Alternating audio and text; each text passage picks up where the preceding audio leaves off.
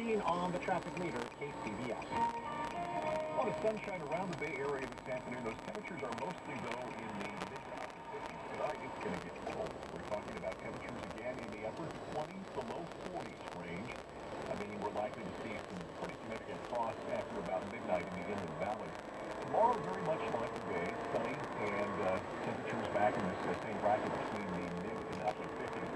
Wednesday, our first chance of some showers back in the mix here. Thursday and Friday will look to be dry, and another chance of some showers on Saturday. Traffic and weather together on the 8th on All News 106.9 and AM 740 KCBS. Termites, maybe not really on your mind. Maybe you've been putting off calling even though you know you have an infestation. Did you know that termites will thrive with rain and could seriously increase your home?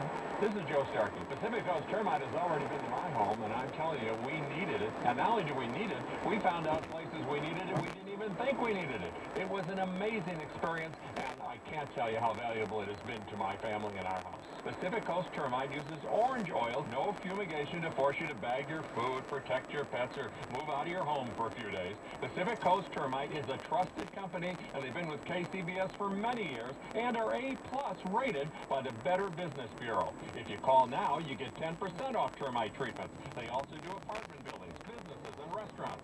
Have you noticed rodents? Yikes. Pacific Coast Termite takes care of that problem, too. Call 800-PACIFIC, 800-PACIFIC. That's 800-722-4342 or PacificCoastTermite.com. KCBS News Time 410. This portion of our news is sponsored by Pacific Coast Termite.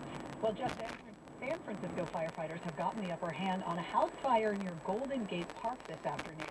Within the last hour, flames could be seen shooting out of a window on the top floor of a 3-story building, but those flames have been extinguished.